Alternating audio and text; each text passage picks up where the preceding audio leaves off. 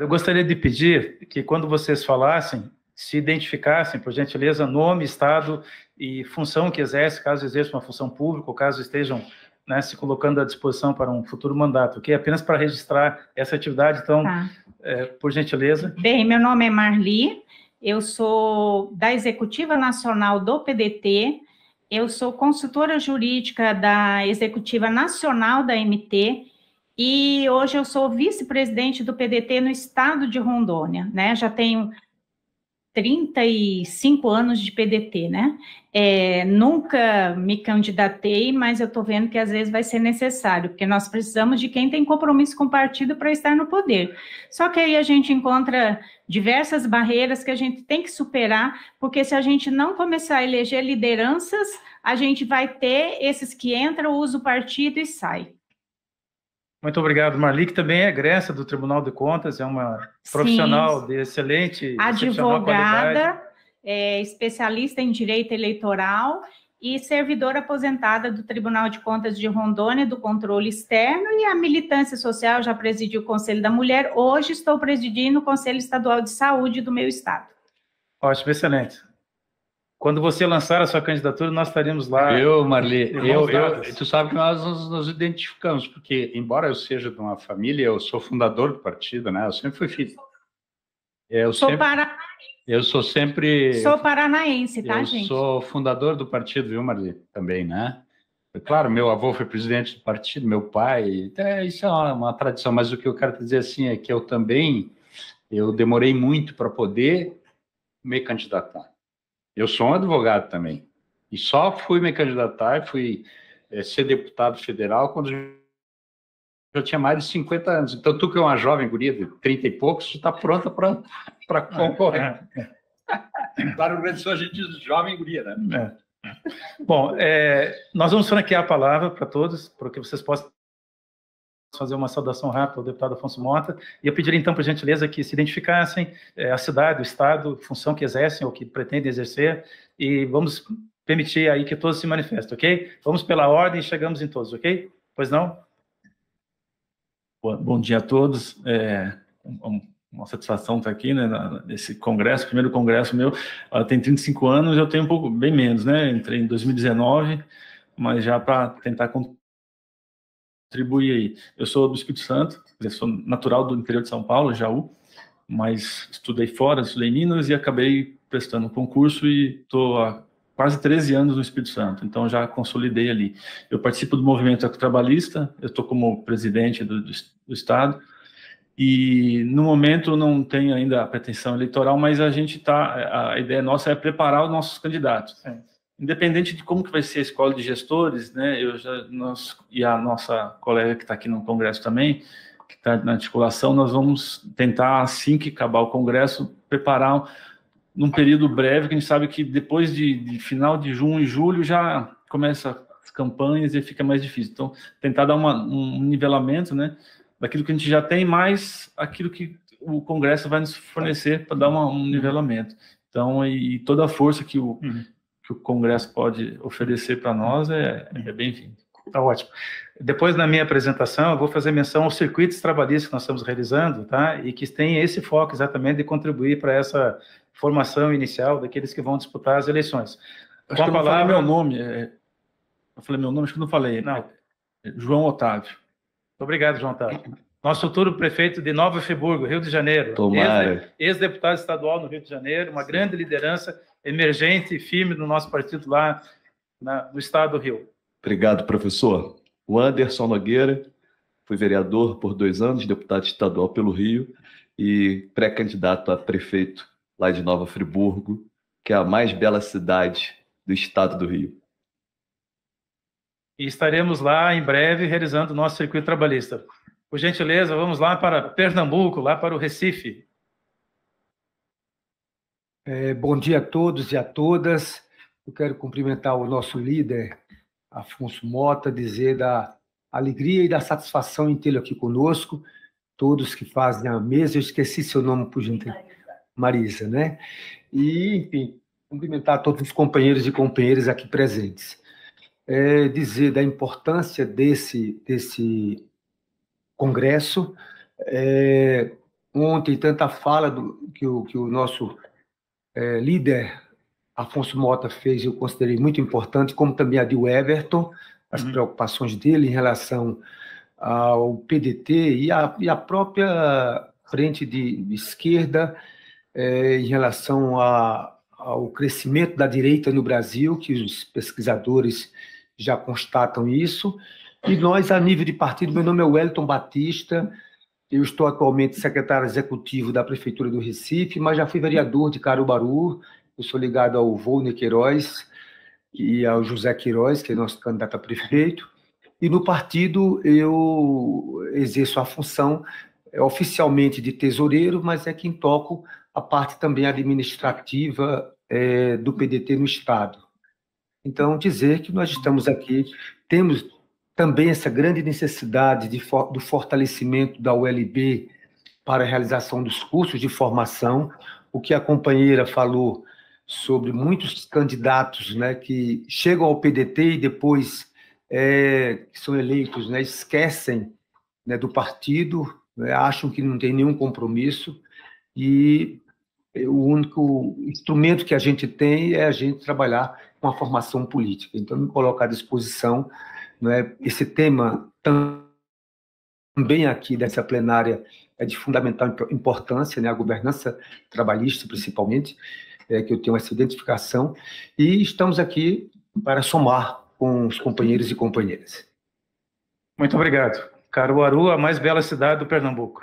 Sem dúvida, onde tem a capital do forró. A capital do forró. Então vamos lá para o Paraná, para Curitiba. Nosso prezado companheiro Lucas, que é um grande colaborador nosso, que vai estar nos auxiliando muito no Observatório da Gestão Trabalhista. Seja muito bem-vindo. Bom dia a todas e todos, representatividade na mesa. Queria agradecer o convite para participar desse grupo, né? Inicialmente tinha participado de alguns outros, mas considerando a temática, né, como é um tema que eu tenho me envolvido mais nos últimos tempos, me interessa bastante participar dessa construção, ainda mais sob a lógica do partido, né? Então, meu nome é Lucas, sou de Curitiba, tenho 31 anos, hoje eu assessoro o deputado estadual Gora, também assessoro ele enquanto na executiva estadual, na parte do planejamento territorial partidário e a parte do planejamento financeiro. E além disso também tem toda a pré-candidatura, então para realmente conseguir trazer esse objetivo de uma candidatura ali para uma prefeitura viável ali em Curitiba. Antes disso eu trabalhava no executivo municipal, na parte de planejamento, então planejamento da política socioassistencial e também planejamento de projetos. Então, muito me interessa o tema da qualificação do serviço público, né? Então, como isso é importante, e aí eu fui participando cada vez mais desse espaço, e hoje eu tenho como um objeto, fim de trabalho, o orçamento público, né? As peças orçamentárias, PPA, LDO e LOA, como que a gente consegue usar a instrumentalidade disso para, de fato, mudar a política pública, né? Porque dominar o orçamento é você realmente conseguir garantir a viabilidade da política pública. E isso, para mim, é um dos pontos mais importantes, assim, hoje da gestão pública, e que querendo ou não, ela é um pouco deixada de lado, e ela é mais ou menos uma peça fictícia para alguns, só que se realmente conseguir ordenar esse olhar para o orçamento público, a gente realmente consegue trazer uma mudança. Então, meu interesse, né, nesse grupo é justamente conseguir trazer essa instrumentalidade para o debate, para qualificar realmente o serviço público, que é algo que eu tenho, enfim, uma paixão à parte, assim. Então, obrigado pelo convite, enfim, espero que seja um dia de muita produção. E tem um detalhe importante, no Observatório da Gestão Trabalhista, nós vamos contar com o trabalho muito qualificado do Lucas, nós vamos criar um banco de gestores trabalhistas para que nós tenhamos no mapa do Brasil, em cada cidade, quem são as nossas lideranças no Executivo e no Legislativo. Isso será em tempo real e atualizado permanentemente, de tal forma que no Observatório nós vamos enxergar o PDT em termos de país em cada município. Tá? Por gentileza, bom dia, seu nome, sua cidade, muito obrigado pela sua presença. Eu sou José Nova, trabalho na segunda subsecretaria do Senado, junto com o Carlos Pena, e recebi esse convite para participar e fico feliz em encontrar grandes amigos aí, buscando soluções inteligentes para o nosso país. Muito obrigado, muito bem-vindo, viu? Por gentileza. Bom dia a todos, todas. Carlos Pena Brechanini, sou da segunda Secretaria do Senado, fui candidato a federal pelo PDT, aqui em Brasília, Minha área de atuação é mobilidade urbana, principalmente, com um corte bem forte dentro da área de meio ambiente. Estou me sentindo dividido, porque eu estou com o pé aqui acompanhando parte da discussão no meio ambiente, e as duas coisas se cruzam hoje. Agora as pessoas estão começando a entender, né? Agora as pessoas estão começando a entender o que é que a gente fala, né? Quando a gente dizia para menos automóvel, mais transporte público, menos asfalto, mais trilhos, talvez esteja caindo a ficha, vamos torcer. E, enfim, boa sorte a todos, estou à disposição, por favor. Acho que vamos para os debates. Trouxe uma pequena apresentação, se houver possibilidade, mas estou à disposição de todos. Muito obrigado, bom dia. Carlos participou já de algumas atividades nossas, né? Nos honrou com a sua presença, é um grande especialista na área em que atua, e nesse centro de formação que nós lançamos, nesse observatório que nós vamos lançar amanhã, é um trabalho coletivo, é um trabalho em que todos poderão trazer e devem trazer a sua contribuição, né? E depois, quando for feita a apresentação, acho que vai ficar mais claro para todos quais são as possibilidades, as oportunidades, quais são as demandas, as necessidades que nós temos. Bom dia, seu nome, sua cidade? Bom dia, meu nome é José Baca Filho, sou da cidade de Paranaguá, no Paraná. Fui prefeito municipal de 2005 a 2012, 2 vezes, e antes de ser prefeito, fui vice-prefeito, fui secretário de obras, sou engenheiro civil de formação, e também tenho uma especialização em desenvolvimento sustentável. Estou fazendo um mestrado aí, travei o mestrado no meio, mas vamos continuar. Mas eu quero contribuir aqui porque nós, como prefeito, nós tivemos vários projetos que foram até qualificados na Frente Nacional dos Prefeitos como projetos viáveis. Então, é claro que hoje as duas comissões, os dois grupos de trabalho se misturam, né? O meio ambiente e a cidade sustentável. Se não existir um, não existe o outro. Se existir tem que caminhar juntos, né? Então, nós tínhamos projetos justamente nessa área de utilização, reaproveitamento do óleo de cozinha. Tínhamos uma usina de biodiesel, transformávamos óleo usado de cozinha em biodiesel e alimentávamos aí com isso a frota municipal de coleta de lixo. Cerca de 70 a 80 mil litros por ano de economia, só de diesel, entre outras. E fizemos um convênio com a Federação das Indústrias do Paraná. E na nossa cidade, na nossa época, nós implantamos as escolas em tempo integral também. Nós construímos 201 novas salas de aula em 8 anos, uma média de uma sala nova a cada 15 dias. Depois que nós saímos, né, nós zeramos a necessidade de vagas em creche, tinha zerado a demanda. Hoje existe uma demanda de 6 mil vagas na nossa cidade. Então, experiências que deram certo, que a gente quer trazer. Mas para falar de cidade sustentável e governabilidade trabalhista, como disse o deputado, nós precisamos primeiro ganhar as eleições, vencer, estar lá. Se não estiver ocupando o espaço de dirigente, e como dizia o nosso velho e sempre o presidente Brizola, quem vem no vagão não interessa. Interessa que nós somos a locomotiva, certo? Então, eu vier apoio, não tem problema. Então, eu acredito que nesse grupo de trabalho nós teremos que criar também os projetos para dialogarmos com a comunidade, com a população brasileira. Porque o que nos tem faltado é esse acesso de comunicação com todas as classes sociais, principalmente as mais permeáveis e aquelas que são mais dominadas pelos meios de comunicação. Nós não conseguimos dialogar com a população de baixíssima renda, com o jovem. Nós não temos um discurso, uma colocação que atrai o jovem. A gente não consegue chamar a atenção dessa meninada. E quando eu vou conversar, por exemplo, com pessoas mais novas, lá vem o velho de papo chato, né?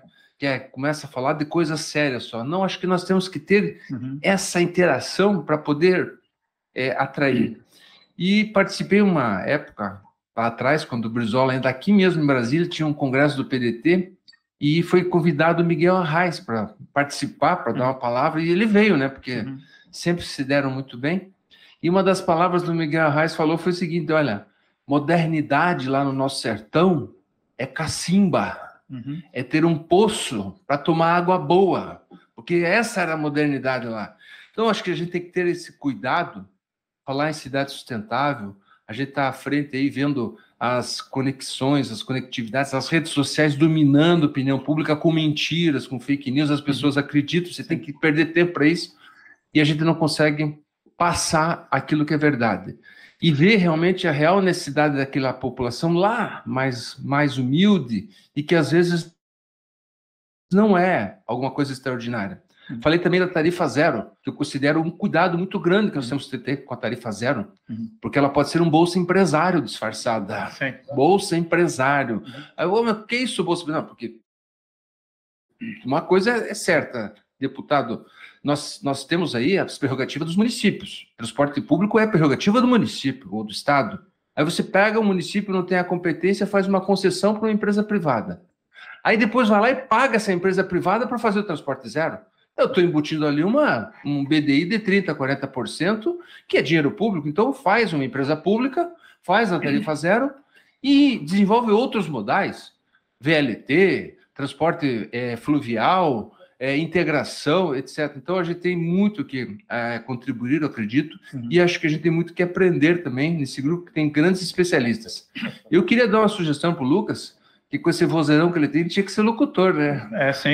Também, né? Além de todas as atividades que ele tem que ser locutor aí. E, deputado, olha, obrigado pela sua presença. Leva o nosso abraço fraterno a todos os nossos irmãos gaúchos. Tenho certeza que nossa cidade tem ajudado bastante, e todos o pessoal do PDT também. Muito obrigado. É muito importante a sua contribuição, a sua experiência como vice-prefeito, prefeito de 2 mandatos, uma cidade extremamente importante do Paraná. Depois eu vou fazer uma exposição aqui muito rápida com relação ao que nós temos que entregar nesse grupo para apresentar amanhã e qual é a metodologia que nós vamos utilizar e o cuidado que nós vamos ter para não, digamos assim, criarmos, né, propostas inexequíveis, né? O que nós vamos fazer é algo muito claro e aí eu vou em seguida aí colocar, tá? Por gentileza, bom dia, muito obrigado, bem-vindo. Bom dia a todos e a todas. Meu nome é Jordaci Matos, e antes de falar, eu queria fazer, deputado, uma homenagem ao povo gaúcho, numa pessoa que não está aqui mais entre nós. Eu queria saudar o povo gaúcho na memória de uma mulher de luta que contribuiu muito com o PDT, que é a companheira Miguelina Vecchio. Sim. O PDT perdeu, na minha opinião, um dos maiores quadros políticos da nossa história. E olha que eu e a Miguelina quebrávamos o pau. A Marli sabe disso, mas sempre com respeito e no debate, tá? Bom, meu nome é Jordaci Matos, eu sou o presidente nacional do Movimento Comunitário Trabalhista, eu sou secretário-geral da CONAN, que é a Confederação Nacional das Associações de Moradores, e faço parte do Conselho Nacional de Habitação, né? E por que eu estou aqui? Porque eu tenho uma opinião que discutir cidades sustentáveis, para quê e para quem? Nós primeiro temos que questionar. E não vai existir cidade sustentável enquanto existir o povo pobre nas periferias da cidade. Não vai existir cidades sustentáveis enquanto tiver homens, mulheres, gays, lésbicas sendo discriminados. Então, a minha concepção de cidade sustentável é outra. É de inclusão desse povo. É de inclusão do trabalhador.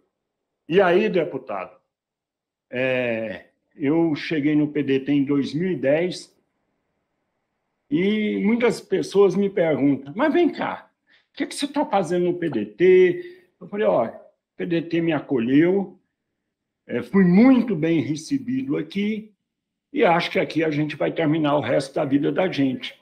Mas nós temos um grande dilema hoje. Nós temos que sair de um partido de quadros para virar um partido de massas.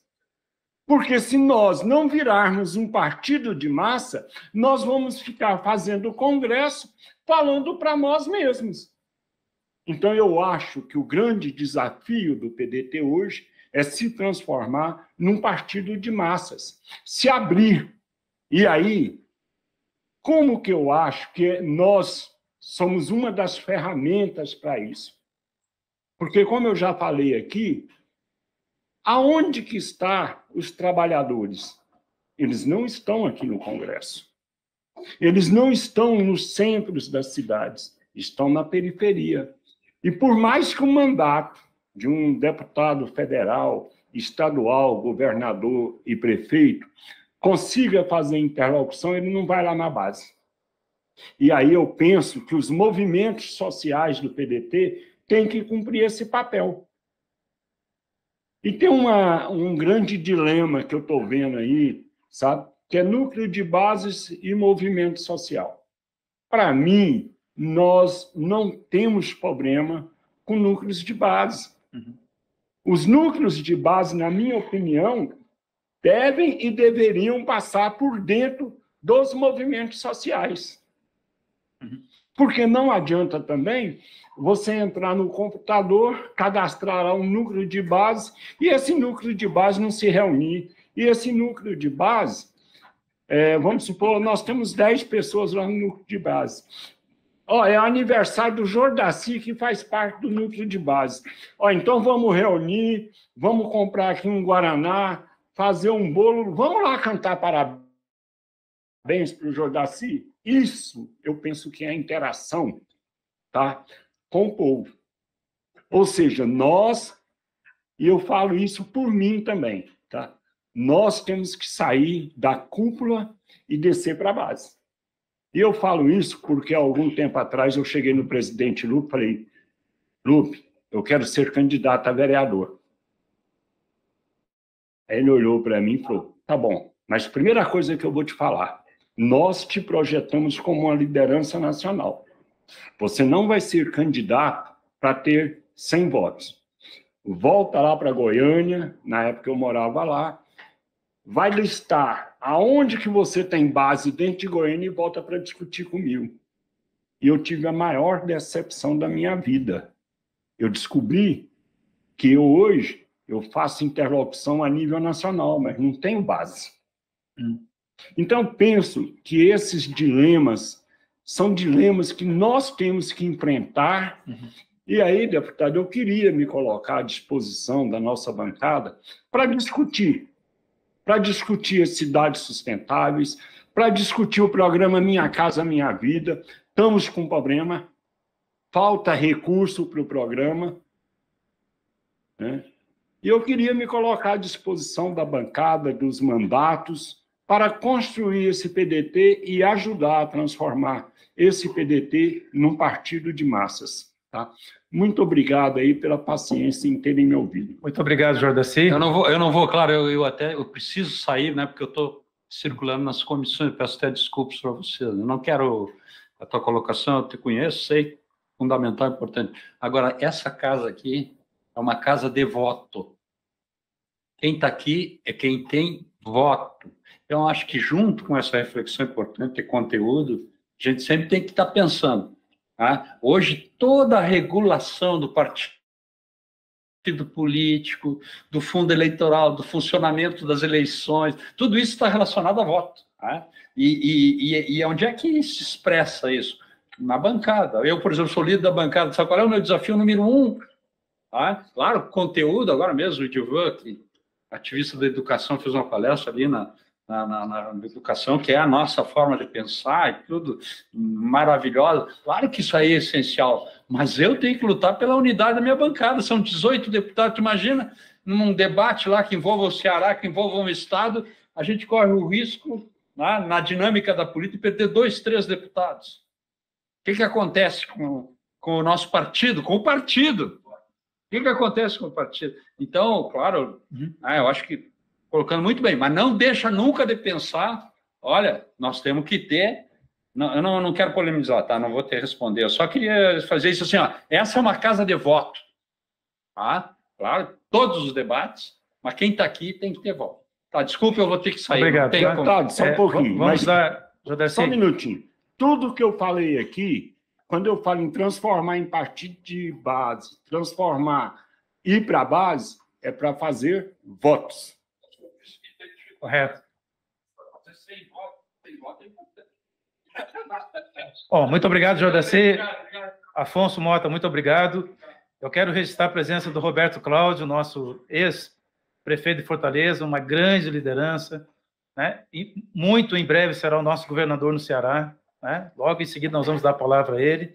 Eu gostaria de pedir, por gentileza, que você se identificasse, seu nome, sua cidade, fizesse a sua saudação. Eu pediria que fossem mais breves, por gentileza, em função do adiantado da hora.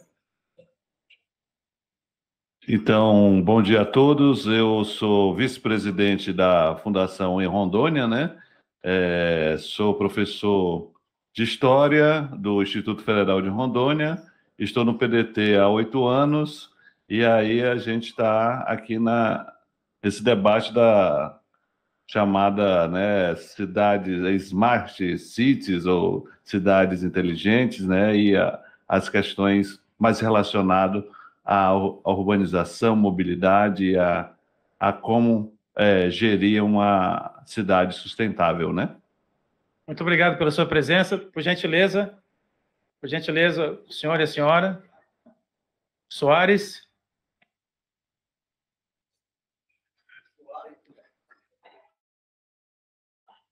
Alô? Francisco da Chaga Soares, eu sou de Fortaleza, sou secretário-geral do partido.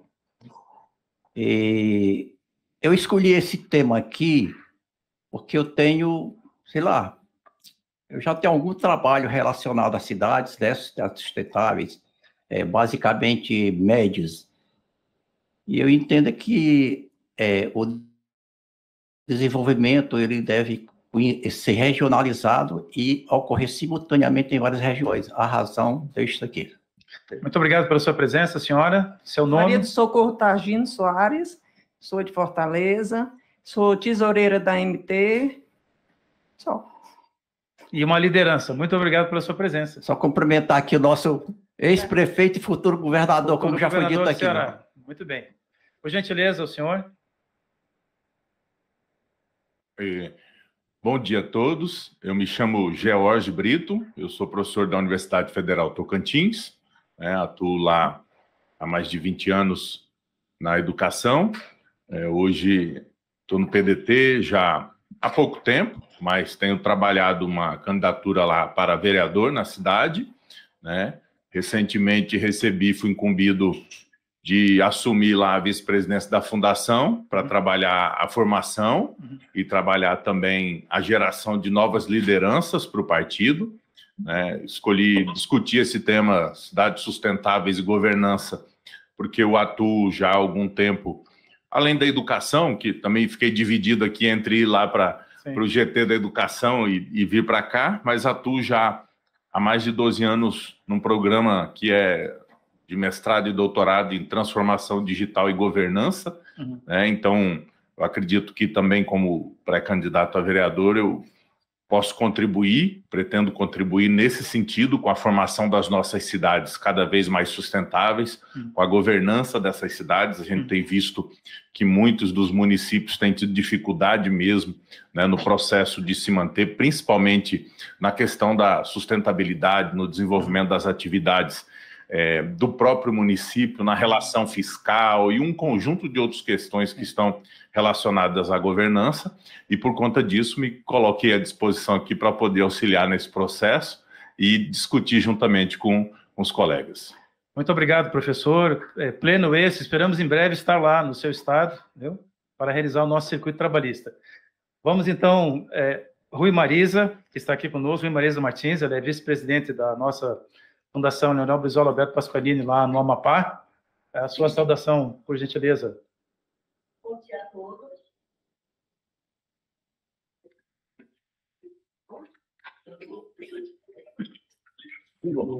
Bom dia a todos, gente. É uma honra estar aqui, né? É fácil o meu endereço, eu costumo dizer, é a esquina do Rio Amazonas com a linha do Equador.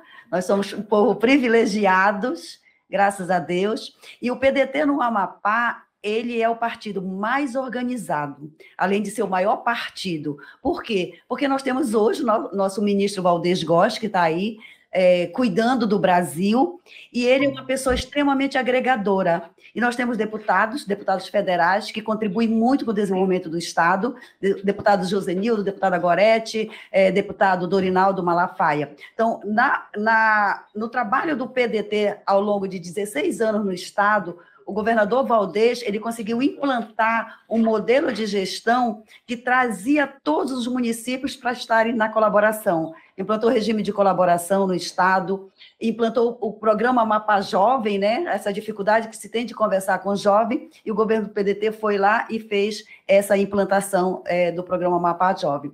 Então, eu estou aqui para contribuir, baseado na experiência que o PDT tem já dentro do Estado, de estar trabalhando junto com os municípios, e essa visão de que gestor capacitado é gestor produtivo, e é isso que a gente precisa no nosso país, não é isso? Obrigada. Muito obrigado, Rui Marisa. Vou passar a palavra ao professor José Chaides, que é um grande especialista na área do desenvolvimento urbano e territorial, para a sua saudação a todos os senhores e senhoras. Bom dia a todos, todas. Quero saudar aqui, através do professor Racier, a mesa, Roberto Cláudio, né, nosso futuro governador, e a Rui Marisa.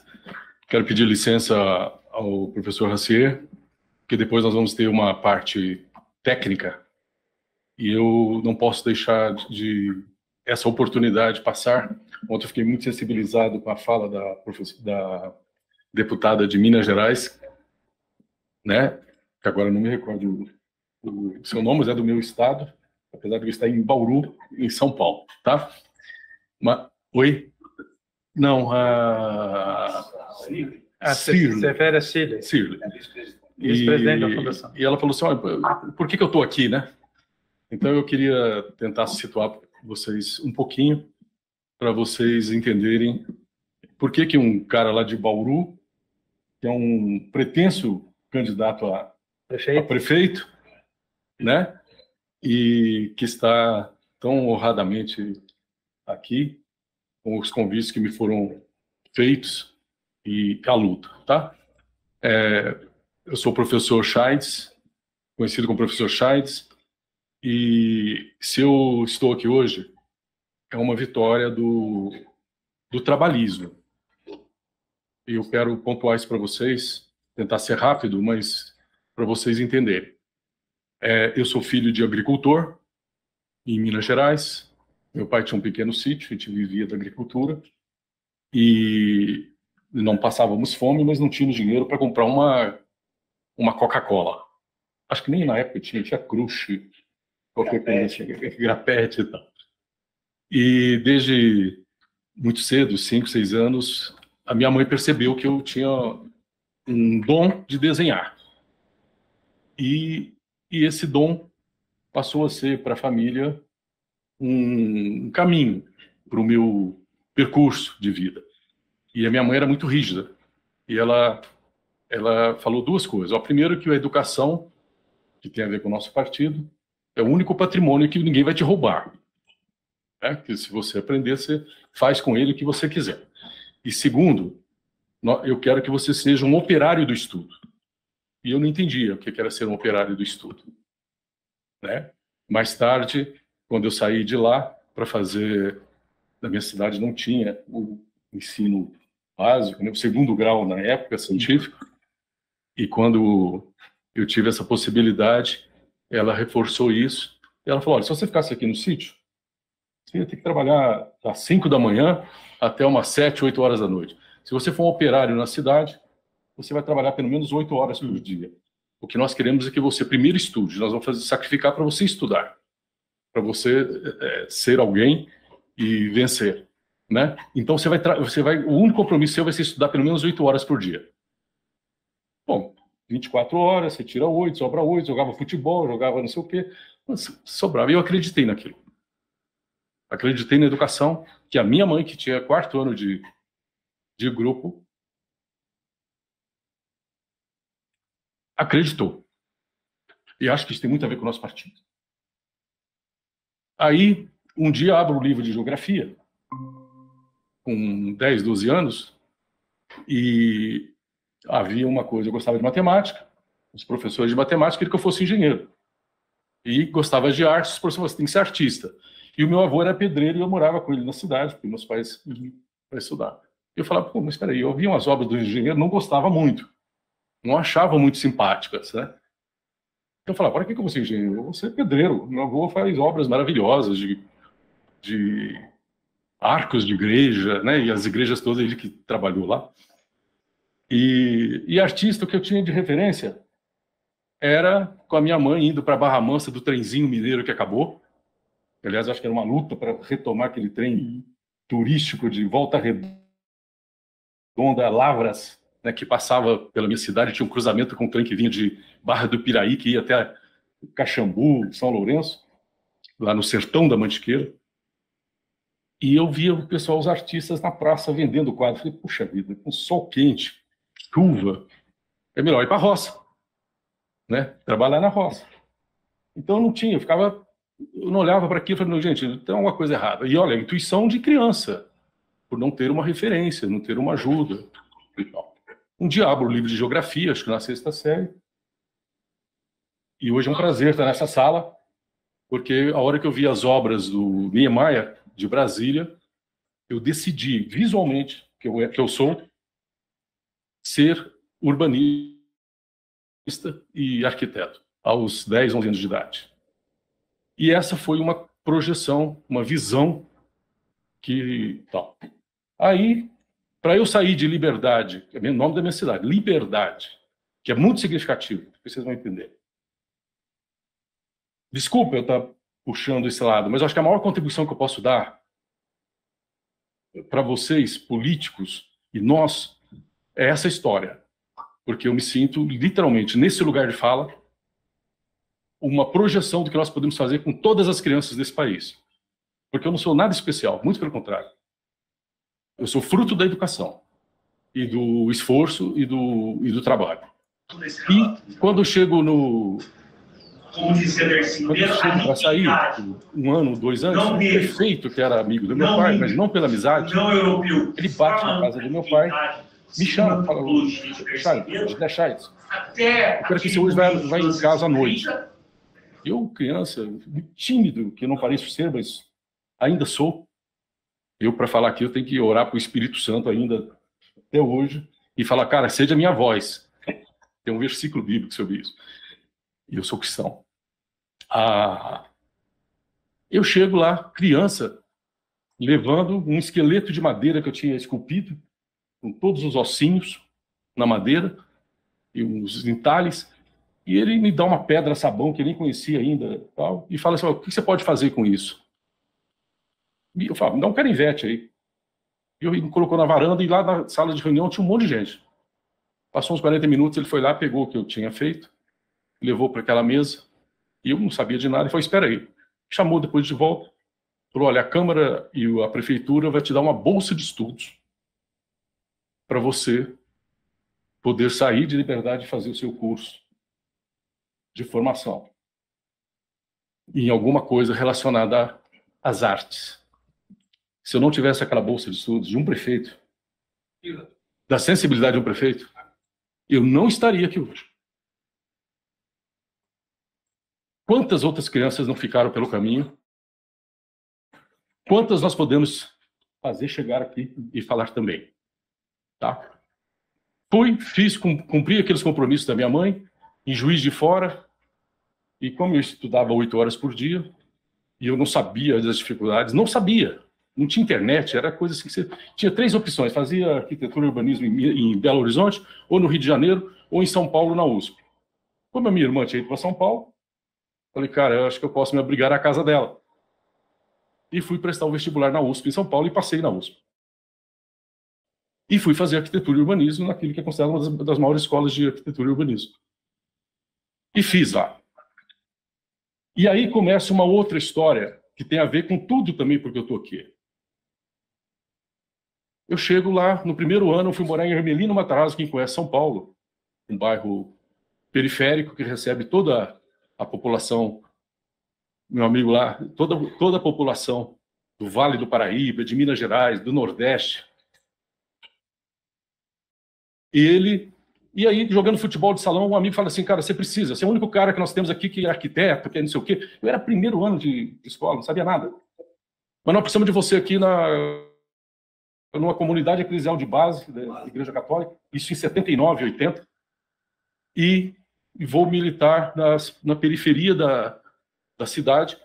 Meu primeiro projeto de arquitetura foi fazer um projeto de uma casa simples num barranco para tirar uma senhora que morava numa favela cuja água da enxurrada passava debaixo do barraco dela, e nós tínhamos que proteger aquela mulher.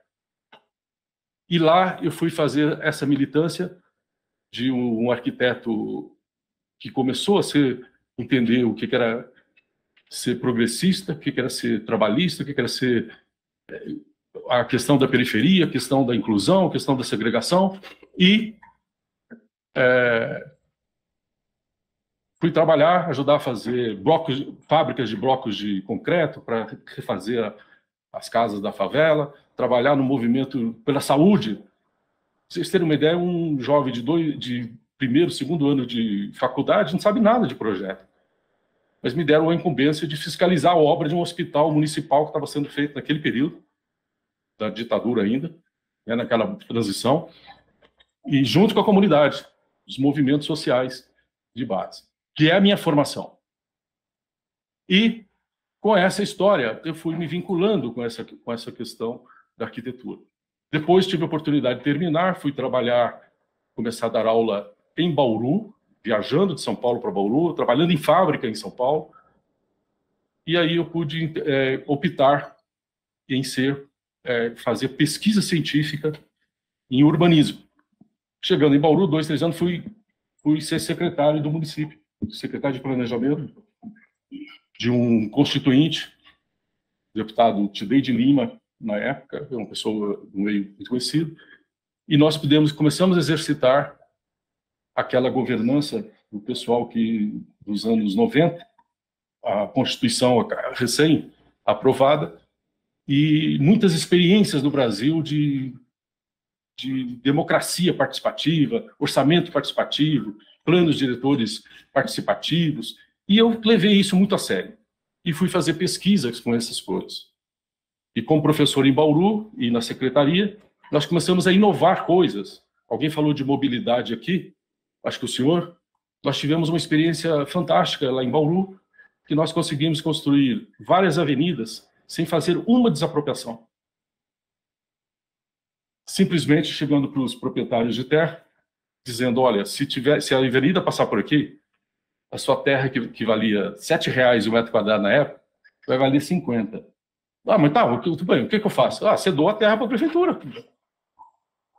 Porque não tinha outros instrumentos que hoje nós temos no Estatuto da cidade. E fomos aprendendo isso. Na universidade, nós montamos um projeto, e aí eu quero pegar a fala do Ciro Gomes ontem, que falou de uma coisa que é muito importante. É essa relação da ciência com as nossas cidades. As nossas universidades estão cheias de conhecimento pendurado nas prateleiras, seja por ineficiência das universidades não chegarem, mas muito pelas prefeituras de não irem buscar esse conhecimento também. Isso não é utilizado como material de capacitação para gestores, para vereadores e para ninguém. Né? Eu nunca me contentei com esse lugar. E nós fomos fazer um trabalho junto com o pessoal do Estado de São Paulo. Na época, o Alckmin e o Serra. Bom, aliás, nós quase nunca saímos do poder lá. Mas nós fizemos um projeto para cidades de menor índice de desenvolvimento humano do Estado de São Paulo. E pela universidade nós fomos praticar planejamento participativo, inclusivo, em cidades pobres que não tinham capacidade de ter uma equipe de gestão, de planejamento nas suas prefeituras.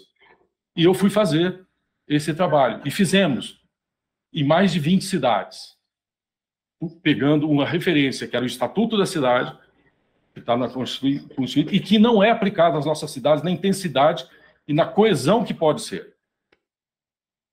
E essa é a minha contribuição maior que eu posso dar para esse grupo. Eu quero só pedir licença só para terminar. Eu fui fazer esse trabalho, caí numa cidade chamada São Luís do Paraitinga, que é uma cidade de patrimônio histórico, fiz o plano diretor, nós aprovamos na Câmara Municipal no dia 15 de dezembro de 2009, 15 dias depois, a cidade foi inundada igual essa cidade estava acontecendo no Rio Grande do Sul. E nós tivemos que reconstruir essa cidade, e nós aprendemos a reconstruir cidade. Então, essa também foi uma coisa que Deus me abençoou de como saber fazer com o conhecimento e essa técnica. Para encurtar um pouquinho para vocês, e voltar lá na origem, nós fizemos esses planos, aprendemos a lidar com esses instrumentos, e hoje isso é uma tese pós-doutorado, que chama Cidades Econômicas por Escambo. Como gastar menos dinheiro para fazer planejamento urbano. Como utilizar de forma coesa aqueles instrumentos para as prefeituras gastarem menos dinheiro, terem mais eficácia, e com planejamento inclusivo. As pessoas não sabem como baratear a terra em vazios urbanos, não sabem como colocar habitação social em territórios supervalorizados, porque também não sabem utilizar as ferramentas fantásticas que nós temos hoje e que não são aplicadas. E para fechar, professor, pedindo desculpa pelo tempo, no ano passado, em setembro do ano passado, eu tive o prazer, depois de 4 anos passando pela pandemia, de um processo altamente participativo que nós ouvimos, não só territórios, mas grupos sociais, idosos, crianças. Nós fizemos crianças desenharem qual o plano que ela queria para as cidades e nas escolas, como é que os jovens pensavam a sua cidade, como é que os territórios rurais pensavam as suas cidades, então nós aprendemos, ter consciência, como fazer metodologia participativa, e nós entregamos, desculpe aqui a minha pretensão, mas eu estou defendendo um lugar de ciência conquistada com essa visão da educação e do trabalhismo. Nós entregamos o plano diretor da cidade de Liberdade, aquela que me deu a bolsa de estudo para poder sair de lá. Tá? É essa contribuição, e nós vamos poder aprofundar nos outros momentos muitas dessas coisas, mas eu não podia deixar passar, professor, porque eu acho que isso, do ponto de vista da política, para o nosso partido, é muito mais importante do que depois um detalhe técnico para lá ou para cá, e que são muita coisa importante para ajudar a reconstruir cidades como essa do Rio Grande do Sul e prevenir tragédias como essas e outras tragédias que não são das águas, mas é da especulação imobiliária, é do rentismo que está aí jogando as pessoas para a periferia, não deixando de fazer a inclusão correta. Isso é tragédia também. Né? Aliás, eu ouvi de alguém essa semana que o que nós estamos passando no Rio Grande do Sul não é uma questão ambiental, é uma pandemia ambiental. É uma doença social, política, que tem a ver com a forma que nós exploramos o território, seja ele rural, seja ele urbano, ou a incapacidade do Estado como um todo ainda de resolver esses problemas. Eu agradeço e peço desculpas de novo pela... Bom, vamos passar a palavra, então, ao nosso grande líder, Roberto Cláudio. Sou pequenininho aqui, senão ninguém me vê, né? Levantar aqui a cabeça aqui. Excepcional prefeito de Fortaleza, 2 mandatos, fez o sucessor, preside o nosso diretório municipal em Fortaleza, nosso futuro governador do Ceará. Uma palavra. Obrigado, Assi. Por enquanto eu sou só o passado, viu? O futuro é a generosidade dos amigos aqui. Pessoal, primeiro, uma alegria grande reencontrá-las, né, os amigos e amigas que já conheço, e também poder estabelecer relação com novos companheiros de partido com quem eu nunca tinha tido contato. E ontem estava olhando aquele evento todo, sabe, Assi, e pensando, né, a lógica de se sentir parte de um coletivo, de um partido, né? A gente se identifica por um conjunto de coisas, né? Os líderes que inspiram a gente pelo exemplo, a história do partido, os referenciais ideológicos, mas há também uma dose de empatia, né, coletiva, de ficar bem, de se sentir bem, de achar que nós somos parecidos à maneira de enxergar o mundo, né? E era essa energia legal, bacana, que reinava ontem naquela noite. A gente, às vezes, tem uma diferença de pensamento aqui e acolá, e é natural, que é bom que se tenha dentro de um partido, de posicionamento, mas, majoritariamente, o que a gente percebia na noite de ontem e percebe na iniciativa de hoje, é o desejo de deixar viva uma história importante de um pedaço do Brasil que precisa ser revivida, né, de uma forma mais contemporânea, mais adaptada às necessidades de hoje do país, né, e a gente, na verdade, todos nós aqui, precisamos ser os atores, né, e atrizes, né, desse novo momento do PDT. Então, estou com muita alegria aqui, Raci, fazendo parte desse grupo. Para quem não conhece, me conhece, eu sou médico de formação, mas sou ex-prefeito de Fortaleza, fui prefeito 8 anos, e acredito profundamente na pauta desse plenário, dessa mesa, dessa discussão. Não há nenhuma força que possa mudar hoje o mundo em qualquer dimensão que ela não possa engajar, que ela não necessariamente engaje os líderes municipais a fazer parte dessa mudança. Eu me recordo de uma dessas COPs, eu acho que foi a de 2018, que aconteceu em Paris, em que a nossa frente dos prefeitos, à época eu estava, não era o presidente, era da direção da frente, hoje presidida por um pedetista, que é o Edivaldo de Aracaju, mandou lá uma comissão nossa e foi uma pessoa de Fortaleza. E no relatório final da COP, o grande tema era a redução da emissão de carbono, né? Isso, obviamente, era um pacto global, as lideranças mundiais, né? Todos os premiers, primeiros ministros, estavam assinando aquele relatório, mas a conclusão é que a grande instância de poder responsável por qualquer transformação efetiva e prática na emissão de carbono eram os municípios. Porque as duas principais fontes de emissão eram, nessa ordem, resíduos sólidos e transporte. Então, mesmo que houvesse, e é preciso que houvesse regulação, subsídio para energia alternativa, né, novas regras de regulamentação para áreas industriais e para a produção agropecuária, nada disso substituiria um novo compromisso dos municípios do mundo com uma política, né, de transporte, de mobilidade sustentável e de manejo responsável e sustentável dos resíduos. Isso para dar uma dimensão apenas da importância desse tema que a gente discute aqui hoje. Uma outra dimensão, e a tragédia do Rio Grande do Sul que nos comove, que é o tema desse nosso debate hoje, é a expressão mais clara disso, é que o Brasil, de 70 para cá, e boa parte do mundo, se urbanizou, né?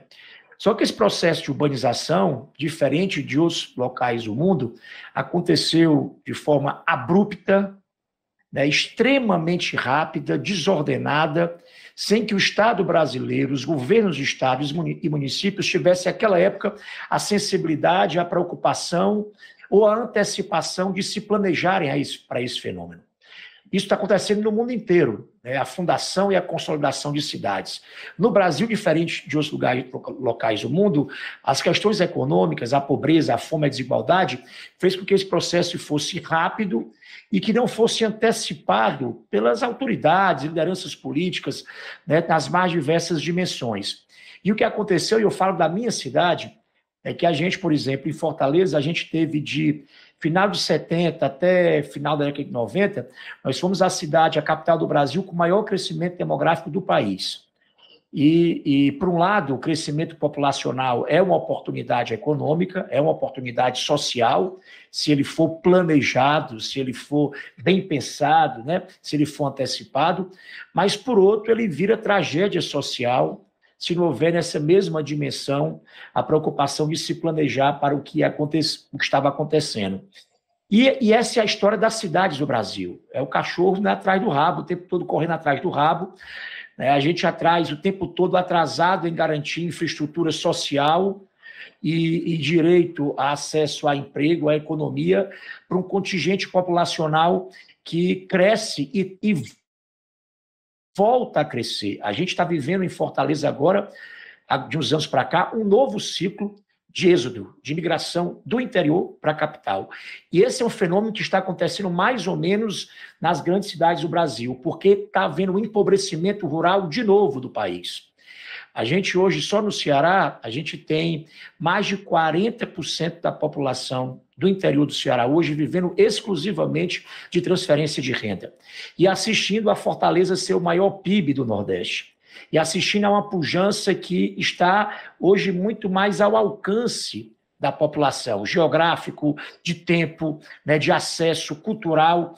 Então, a gente está vivendo agora uma nova migração, porque esse fosso entre a riqueza ou a oportunidade que as grandes capitais e cidades do Brasil têm em relação a um novo ciclo de empobrecimento rural do Brasil, tem gerado uma nova pressão. Então, essa mesa, já vai falar mais aqui um pouco, ela se impõe como uma necessidade do país, e não só das cidades. Haja visto o que está acontecendo no Rio Grande do Sul e outras tragédias sociais e ambientais de menor escala e menor alcance que estão acontecendo no Brasil inteiro, em virtude da ausência de um compromisso efetivo e não retórico com o planejamento. Essa é uma palavra que foi tão vulgarizada, né, que ela perdeu um pouco o sentido e o impacto de ser repetida, né? Todo mundo, para ficar bem... Agora tem umas palavras que, para a gente ficar de bem na fita, ser politicamente correto ou ser aceito, a gente aprendeu a falar: inovação, sustentabilidade, planejamento está ficando até fora de moda já. Mas, infelizmente, os compromissos efetivos dos governos nas suas instâncias com essa dimensão do setor público é muito pequeno no país. A gente, em Fortaleza, construiu um esforço, professor, chamado Fortaleza 2040. A gente entregou, ao final do primeiro mandato, não era um plano diretor, era um master plan urbano com todas as dimensões, que inclusive tinha a dimensão urbanística, mas muito fortemente a dimensão econômica e social de planejar a cidade no longo prazo, inclusive com metas e projetos não detalhados, mas projetos específicos. Por exemplo, de contenção de rios, de recuperação, falando da área ambiental, de recuperação de áreas verdes, de mudança da matriz energética da mobilidade, e tudo isso com projetos específicos. A academia foi chamada e a população foi ouvida. Foi um processo de quase 2 anos, e a gente transformou isso numa lei municipal, exatamente para ver compromissos com a sustentabilidade desse plano. E recriamos, porque fazia 30 anos que tinha sido perdido, um Instituto de Planejamento da cidade. Refundamos em lei, fizemos um concurso público, exatamente para ser meio que o guardião desse plano, porque o prefeito entra, felizmente a gente está com um ciclo em Fortaleza, foram 8 anos comigo, agora 3 anos com o SAF, se Deus quiser mais 4, mas a história da política da democracia, né, dos ciclos e tal, sustentabilidade e planejamento precisam de instrumentos para ser garantidos, porque senão a política da disputa, né, e a sorte ou azar de pegar alguém mais inspirado, mais ou menos estadista, pode comprometer avanços, né, importantes nessa dimensão. Então, quanto mais a gente institucionalizar essas coisas, menos susceptível a gente fica aos humores temporários, às boas ou má vontade das pessoas. E a gente fez o Instituto, criou o Instituto, fez um concurso, e essa turma que está atrás de todo ano e avançando nesse plano. Claro, há contingências, recurso financeiro, né, uma obra ou uma intervenção que foi pensada de um jeito, quando você vai para a prática, ela tem um conjunto de externalidades e complicações que não foram pensadas e que vai ter que ser readaptada na ponta pelo debate com as pessoas. Então, há circunstâncias que tornam adaptam o plano à realidade, né, o tempo dele, a execução dele, mas o pior mesmo é quando não tem um plano. Quando você não tem um referencial, quando você não tem um norte. Até para a população, por exemplo, caso existisse uma tragédia na cidade, né, de qualquer natureza, dizer, olha, estava lá, programado, né, que em 2026, ou 28, ou 30, 32, a cidade iria iniciar, por exemplo, a recuperação dessa lagoa. Isso não foi feito. Então, estava no cronograma de compromissos da cidade, né? Isso ajuda, né, a quem chega não partir do nada, de um escuro, e sim de um referencial. Claro que eu vi isso em Medellín, viu, professor?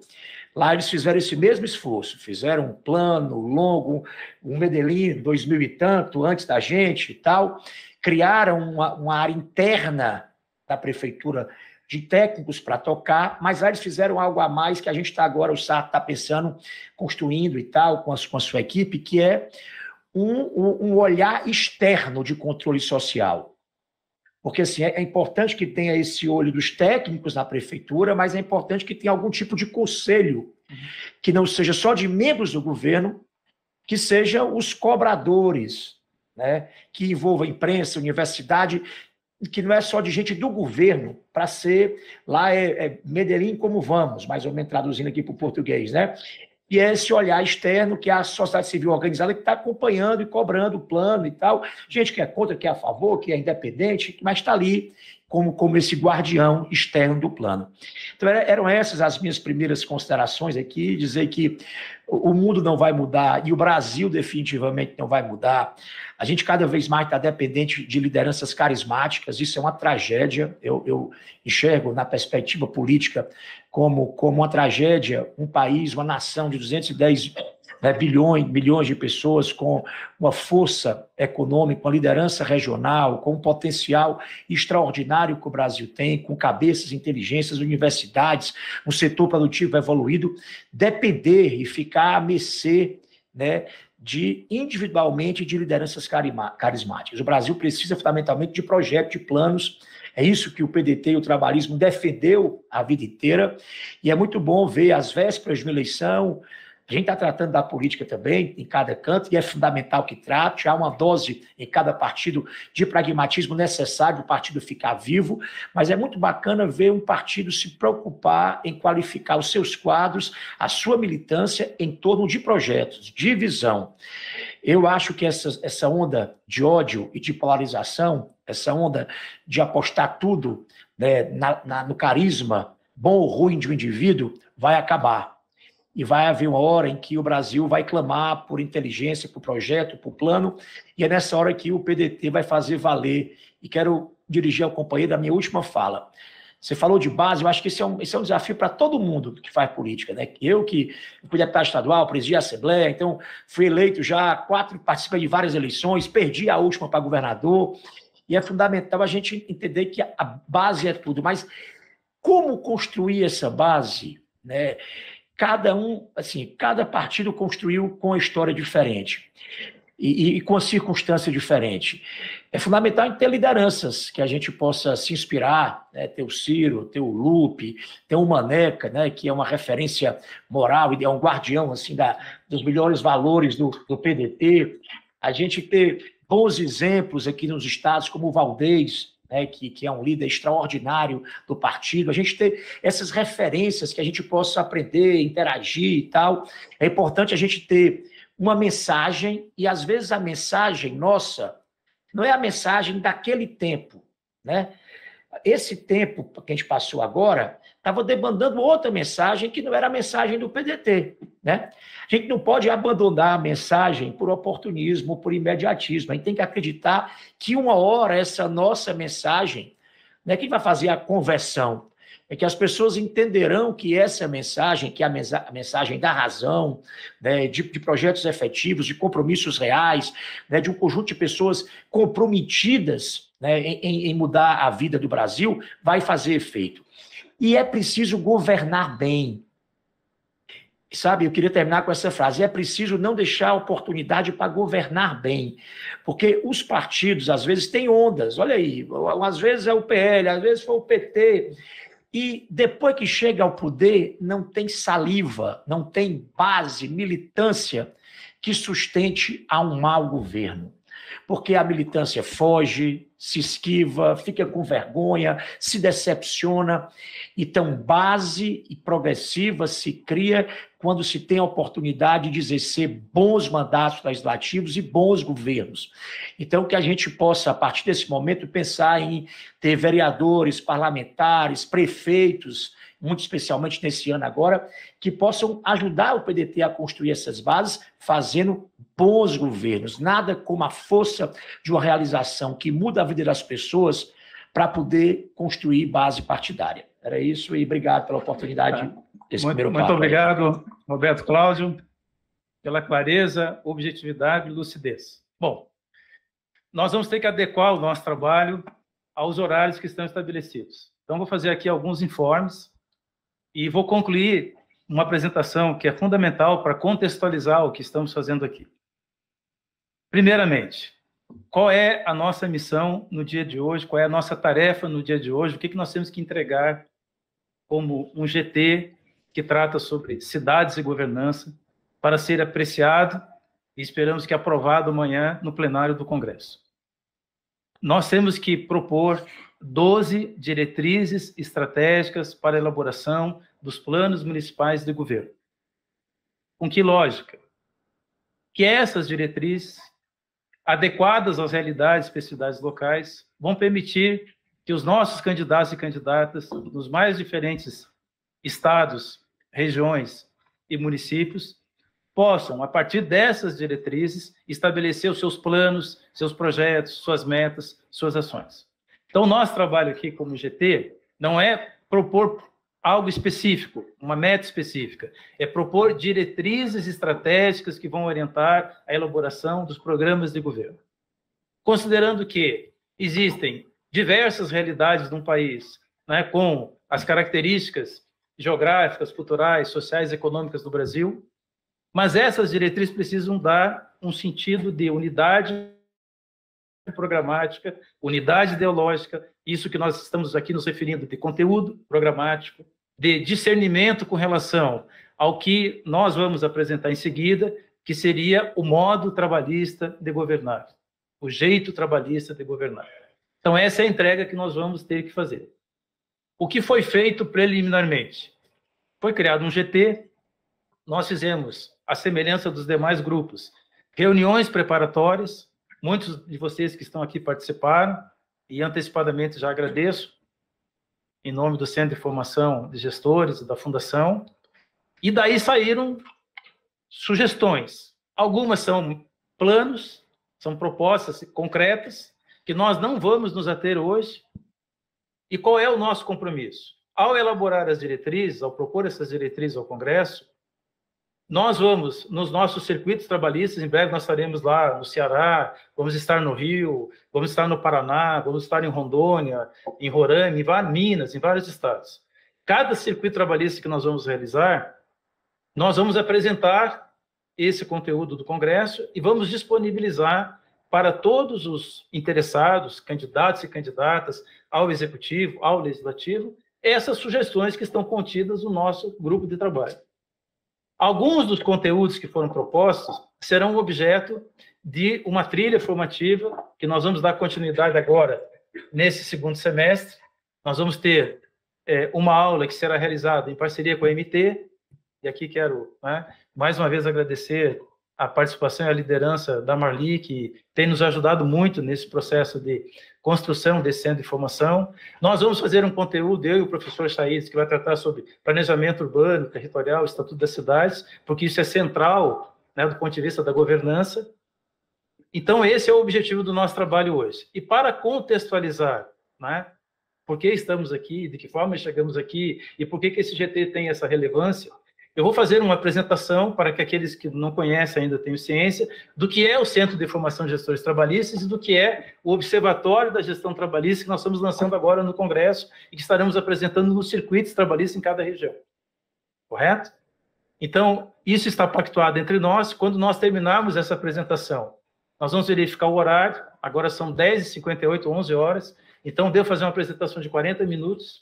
Vocês me ajudem a controlar o tempo, por favor. E aí nós vamos abrir para algumas considerações e temos que retornar aqui pontualmente às 13 horas, porque nós temos que apresentar a proposta de texto, discutir, contar com as contribuições de todos vocês, sintam-se à vontade, mas com essa lógica. Não se trata de dizer, olha, vamos propor, vou dar um exemplo bem concreto, tá? Nós não vamos propor tarifa zero, nós vamos propor que precisamos ter transporte público, gratuito e qualidade. Isso é uma diretriz.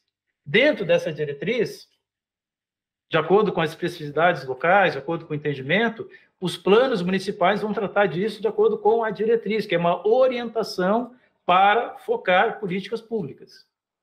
Correto? Porque nós temos vários outros grupos de trabalho, são 12, e o que vai ocorrer depois deste congresso? A comissão de sistematização vai apanhar o conteúdo de todos os GTs, vai apanhar todos os documentos, vai apanhar todas as propostas, porque há uma interconexão. Quando nós falamos, por exemplo, de sustentabilidade, nós estamos falando de várias dimensões, econômica, social, humana, ambiental. Quando nós falamos, por exemplo, de educação, não há educação sem a questão cultural. Quando nós estamos falando de cultura, não há nenhum processo de cidadania se não haja controle social, participação efetiva dos cidadãos no controle do aparelho do Estado. Então, a Comissão de Sistematização, logo após a conclusão do Congresso, vai apanhar todas as contribuições e elas serão depois apresentadas num documento único como resultado do Congresso. Correto? Estamos de acordo? Então, eu vou convidar vocês para que retornem aos seus lugares, depois nós voltamos à mesa, eu vou fazer essa apresentação, e aí nós vamos dialogar sobre essa apresentação, e depois contamos com a colaboração de vocês, cerramos às 12 horas e retornamos pontualmente às 13 horas, ok? Então há uma informação nova aqui, ó. O horário do almoço será às 13 horas, então nós vamos poder discutir um pouco mais e retornamos às 14, ok? Roberto, se você puder assistir, será uma honra para nós, né? Bom, então vejam bem, vocês me ouvem bem, né? Me ouvem bem, né? Obrigado. Tá? Bom, nós criamos no ano passado...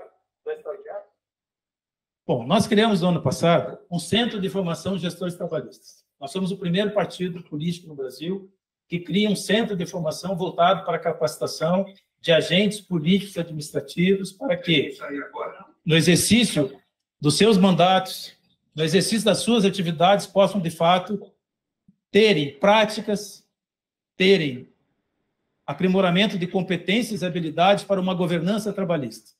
Então, o Centro de Formação de Gestores Trabalhistas, podemos ir passando, por gentileza. Vocês conseguem visualizar bem? É uma inovação que nós estamos fazendo. O centro está no âmbito da Fundação Leonel Brizola Roberto Pasqualini, liderada pelo nosso presidente e líder, Dr. Manuel Dias, que, com a sua juventude, sonha todo dia com a transformação social, econômica e política desse país, e a juventude está aí em sonhar, né? E a luta está em transformar sonho em realidade. Então, nós criamos o Centro de Formação de Gestores Trabalhistas, que vai ser um espaço constante de aperfeiçoamento, capacitação, orientação, contribuição para que, em cada cidade em que o PDT vai governar, em cada localidade onde esteja presente uma administração trabalhista, nós possamos ir definindo e modelando um jeito trabalhista de governar que nos distinga dos demais. Nós não podemos fazer mais do mesmo, nós temos que apresentar as nossas diferenças, e isso está muito relacionado com o que o Roberto Cláudio colocou aqui, que é a qualidade do governo que é oferecido à sociedade. Fazer um bom governo. Mas o que seria um bom governo na ótica trabalhista? O que seria uma boa gestão, na nossa visão, com os compromissos históricos, doutrinários que nós temos na sociedade brasileira? Pois bem, então, nós queremos apoiar os gestores que vão atuar no Poder Executivo e Legislativo para que, a partir dessas competências e habilidades de gestão, nós possamos entregar, em última instância, aquilo que a sociedade almeja e deseja. A sociedade quer ser governada pelos melhores. Nem sempre os melhores conseguem ter êxito eleitoral, mas as boas ideias acabam prosperando quando nós temos capacidade de propor, acreditar que essas boas ideias vão ter gradativamente aceitação e transformá-las em ações concretas de governo. Podemos passar, por favor? Pode passar. Bom, pode passar, por gentileza. Quando nós criamos o Centro de Formação de Gestores Trabalhistas, uma atividade aqui em Brasília, com a presença do nosso sempre presidente, ministro Carlos Lupe, do nosso presidente de exercício, André Figueiredo, com a participação de várias lideranças vindas dos estados, né? Roberto Cláudio estava conosco, inclusive, no lançamento. Creio que Marli também estava conosco naquela ocasião, ou participou, né, online da atividade. Nós assumimos ali um compromisso como partido. Qual é o nosso compromisso? Trabalhar de maneira constante e permanente, por isso, o Centro de Formação de Gestores Trabalhistas não é uma iniciativa que está vinculada meramente ao processo eleitoral, embora as eleições de 2024 nos permitam a oportunidade de andar pelo país apresentando o que nós achamos que é relevante para que nós possamos trabalhar questões que são essenciais para um modelo de governança, mas o Centro de Formação de Gestores é uma estrutura permanente dentro da Fundação e que vai atuar com o sentido de que nós somos um partido que disputa eleições, mas nós somos um partido para a sociedade. Então, o nosso vínculo com as aspirações sociais, o nosso vínculo com as grandes lutas democráticas para tornar o Estado público, republicano, socialmente justo, para a formatação de políticas que, de fato, possam atender os interesses da maioria, de publicizar o Estado. Na verdade, a grande luta do republicanismo, do trabalhismo, é tornar o Estado público. O Estado foi apropriado por interesses, quer corporativos, quer financeiros, né, quer de grupos. Então, o primeiro compromisso é esse. Pode prosseguir, por favor. Pode prosseguir. Bom, nós definimos uma missão, visão e valores. Então, qual é a nossa missão? No Centro de Formação de Gestores Trabalhistas. A nossa missão é, né, pela ação política comprometida com isso que, né, o Dr. Brizola nos ensinava sempre, né, o interesse nacional, né, o interesse público, né, resgatar aquele conceito que vem lá dos romanos, né, para aqueles que gostam do direito constitucional, res pública, coisa pública, resgatar esse conceito de que a política tem que ser um espaço para a construção do bem público, do interesse coletivo, né? Aristóteles, quando propõe lá, né, o seu conceito de política, né, dizendo que a política era, né, essencialmente a busca pelo bem comum, né, Platão vem e diz, não, mas para atingir esse bem comum nós temos que ter o governo dos sábios. Porque Platão imaginava que os sábios, por terem amor à humanidade, iriam fazer a política voltada exclusivamente para o interesse público. Vem a Revolução Francesa, em 1789, né, para acabar com a ideia de Luís XVI que o Estado sou eu, né? Não, o Estado é aquilo que Robespierre dizia na tribuna, não mais a res príncipes, a partir de agora a res pública, o conceito de que o Estado tem que ser público e o Estado tem que ser o espaço privilegiado para a formatação de políticas públicas para a cidadania. É por essa razão que nasce com a Revolução Francesa o conceito de Estado moderno, o conceito de república, primeiro Código Civil, primeiro Código de Direito Administrativo, né? E assim um conjunto de normas que estão aí para garantir que, de um lado, possamos reafirmar, né, a necessidade da natureza democrática do Estado. Agora, o que é o Estado? O Estado tem que recuperar as suas razões finalísticas, que muitas vezes esse processo político que está aí desvirtua, porque esses interesses são privatizados. Pois bem, então qual é a nossa visão? Ser uma referência na formação de líderes, isso que a Marli coloca com muita propriedade, uma escola de líderes, é isso que nós queremos que o Centro de Formação seja, uma escola de formação de lideranças trabalhistas para a governança. Governança das cidades.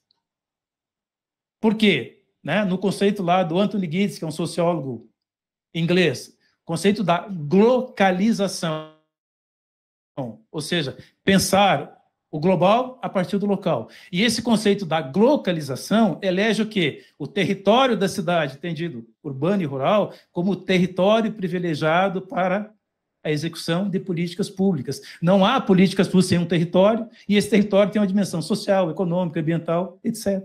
Há uma interconexão dessas dimensões. Então, nós não vamos transformar o Brasil se nós não transformarmos as cidades. E isso começa pelo poder local, isso começa por uma boa governança local, isso começa por entregar um bom governo à sociedade. É daí que nós vamos criar referências políticas, é daí que nós vamos nos reinserir no debate público. E ao nos reinserir no debate público, nós temos que dizer qual é o nosso jeito de governar. No que nós somos diferentes dos demais? O que nós fazemos como diferença quando estamos no exercício do poder político no âmbito do Estado para promover transformações? Então, essa visão, né, constrói também uma visão de futuro.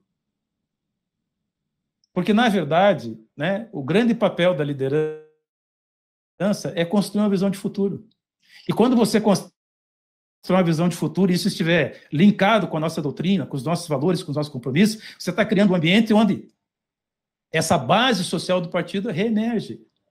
Porque tem uma noção de pertencimento àquela causa e tem uma noção de identidade com aquela causa. O que nós somos? O que nos diferenciou enquanto uma força política que, a partir da Revolução de 30, funda um conceito de Estado no Brasil e funda um conceito de administração pública no Brasil, que poucos sabem. A primeira lei nacional do concurso público, Vargas, a criação de um departamento, o DASP, o Departamento do Serviço Público, qual era a ideia? Né? Que foi buscar lá na fonte de Max Weber, um sociólogo alemão, que cria a ideia do Estado racional e de uma burocracia que não é essa que nós temos hoje, mas era de uma burocracia orientada para um resultado. a racionalidade do Estado para formatar políticas públicas e executar. Então, quando o DAS foi pensado na época Vargas, era o quê? Reunir uma inteligência nacional que pudesse contribuir a partir, né, de conceitos, a partir de ciência, portanto, ciência, não estamos falando de ciência, conhecimento é ciência, para trazer isso para a formatação de políticas públicas. É bom relembrar, né, que o trabalhismo nasce com o conceito de federalismo. Um decreto do presidente Vargas eleva a condição de cidades, 1.100 localidades que eram bairros ou distritos. Me pede um exemplo, Goiânia. Goiânia nasceu por um decreto do presidente Vargas, dizendo que, a partir de agora, aqueles logradouros, como diziam os lusos, os portugueses, aqueles logradouros estavam equiparados à condição de cidades. Então, nasce um conceito de federalismo. Era Vargas. Nasce um conceito de administração pública. Por exemplo, pela primeira vez vai para a Constituição o princípio da meritocracia. Pela primeira vez vai ratificado, reiterado para a Constituição o princípio da legalidade. Então, a contribuição da era Vargas, a contribuição do trabalhismo, de pensar um plano nacional de desenvolvimento, mas um plano nacional de desenvolvimento que está alicerçado na capacidade do Estado de entregar à sociedade bom governo. E quais são os nossos valores? O nosso compromisso com o Estado Democrático de Direito, o nosso compromisso com os princípios fundamentais do republicanismo, do federalismo, o nosso compromisso com governança ética. E isso tem uma enorme implicância e um enorme significado quando nós falamos de governação ética. Os portugueses usam o termo governação, o governo em ação. E esse governo em ação tem que ser um governo pautado por critérios absolutamente éticos na condução dos negócios do Estado.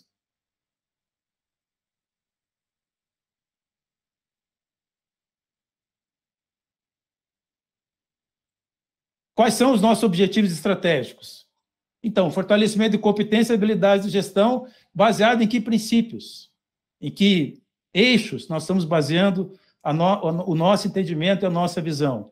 Né? Sustentabilidade, liderança estratégica, governança pública, com enfoque no quê? Na doutrina trabalhista. Então, quando nos perguntam, mas esse centro de formação de gestores trabalhistas e tudo o que está sendo proposto pela Fundação tem qual o papel? Primeiro, reafirmar o programa partidário. Nós somos o primeiro partido no Brasil que colocou lá como fundamento, como concepção, né, da orientação da sua ação, por exemplo, meio ambiente, a questão, né, indígena, né, a questão né, das mulheres, né, os negros, os jovens. Então, nós temos um estatuto que inova, porque se vocês forem depois lá apanhar, por exemplo, vamos pegar a Agenda 2030 das Nações Unidas. Vocês vão verificar que várias ações que estão lá na Agenda 2030 das Nações Unidas estão no nosso programa doutrinário, estão no nosso estatuto. Então, nós precisamos reafirmar esses compromissos com a sociedade brasileira quando nós estamos no âmbito da administração pública, como agentes públicos que praticam atos em nome do Estado, levar essa doutrina à prática. E os nossos compromissos estão lá. Então, nós temos que reafirmar isso. Então, estimular o quê? O desenvolvimento de gestores. Quando se fala aqui em desenvolvimento, não é só desenvolvimento pessoal, mas é também uma estrutura coletiva de gestão. Ninguém governa se não tiver equipes preparadas. Ninguém governa se não tiver equipes capacitadas. Ninguém governa se não tiver eixos e estratégias para orientar a sua gestão. Ninguém governa se não tem uma missão clara, uma visão clara, uma perspectiva clara de futuro. Onde estamos? Onde queremos chegar? Como recebemos o município? Como queremos entregar para as futuras administrações? Qual é o valor público que nós vamos deixar para a cidade? Governança nada mais é do que a capacidade dos governos de gerar valor público. Então, qual é o valor público que nós queremos gerar numa administração trabalhista? E isso passa necessariamente por quê? Né? Passa por que dimensão? Estimular práticas gerenciais, práticas administrativas, estimular uma ação política administrativa que tenha esse conjunto de objetivos muito bem claros e definidos, e, acima de tudo, essas premissas básicas do que nós chamamos de pilares de uma gestão democrática trabalhista. Qual é o nosso público? Todos aqueles que vão exercer funções públicas ou que já exercem e todos aqueles que desejam se habilitar, se capacitar, se preparar para o exercício de uma função pública. Então, o Centro de Formação de Gestores desenvolve conteúdos em parceria com a Universidade Aberta Leonel Brizola. Todas as nossas atividades são certificadas pela Universidade Aberta, mas seguindo esse conceito de que nós temos que preparar também a nossa base para a governança. Nós temos que preparar as pessoas para governar. E nós temos que ter clareza de que, se nós não fizermos isso, quando nós chegamos ao governo, nós corremos o risco de comprometer toda a história do trabalhismo com governos que são ineficientes, ineficazes, inefetivos, muitas vezes com desvio de conduta ética. E nós temos que ter aqui clareza de colocar isso abertamente. Nós temos que nos preparar, enquanto um partido político, para governar. E nós temos que ter qualidade, no mais amplo sentido, das lideranças que vão exercer funções públicas, quer no executivo, quer no legislativo. Por isso que esse esforço é constante e permanente. E tem que prosseguir, independente do período eleitoral. É um esforço que nós temos que fazer, e é o que nós temos feito, andando pelo Brasil, realizando os circuitos trabalhistas, realizando atividades presenciais, atividades virtuais, e elas vão continuar pós-eleição. Pós-eleição, a nossa pretensão qual é? Estar ao lado dos governantes, aqueles que forem eleitos, para contribuir com formação de equipes, desenvolvimento de projetos, captação de recursos, orientações com relação à formatação das melhores estratégias para atingir os fins que estão sendo propostos lá nos programas do governo. Pode prosseguir, por favor. As nossas atividades partiram de um conceito, né? Conceito da andragogia. É uma metodologia educativa que trabalha com alguns pilares do que leva pessoas adultas a aprenderem. Né? Principalmente numa sociedade que tem muita informação e pouco conhecimento. Você tem hoje um conjunto de informações que estão acessíveis, né? Fui ministrar um conteúdo sobre fundamentos do orçamento público, e aí tinha um rapaz na plateia com um celular olhando lá no chat GPT, todas as perguntas que eu fazia, ele respondia, eu pedi para ele, você pode desligar o celular, por favor, colocar no bolso, eu quero lhe fazer uma pergunta, venha cá na frente, me responda o seguinte, qual é o primeiro e mais fundamental princípio orçamentário? Diz ele, mas eu estou sem o celular agora. Diz, pois é, então essa é a diferença. Conhecimento só tem sentido quando você entende, compreende, assimila e aplica. Tá? Então, não dá para você governar pelo chat GPT. Tá? Você tem que desenvolver as competências e habilidades, correto? Então, nós temos uma trilha formativa que parte de um princípio metodológico, de um princípio, né, baseado, né, na andragogia e em pilares, né, de uma educação humanizadora que estão basilados no conjunto do autodesenvolvimento. Então, o que nós estamos dizendo é que toda e qualquer pessoa, professor Chaitz, que nascer em liberdade, como o senhor, vai ter a oportunidade, se nós pudermos oferecer essas pessoas, de se prepararem, né, de se sentirem aptas a um dia se tornarem líderes das suas comunidades. Porque liberdade nos dois sentidos, a liberdade, né, exatamente, né, a liberdade de ter nascido em liberdade, a liberdade de se constituir como cidadão, a liberdade de poder levar à prática a sua cidadania, né, e a dimensão civil e política dessa cidadania.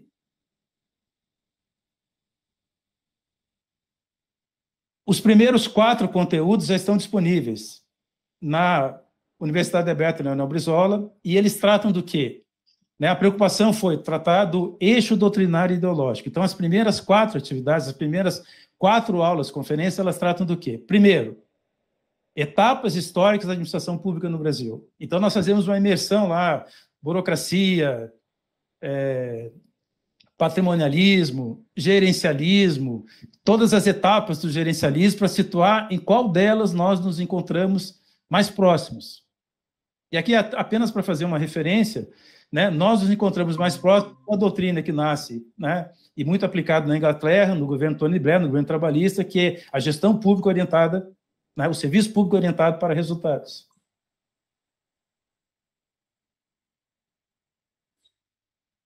A outra aula trata sobre os pensadores do Brasil.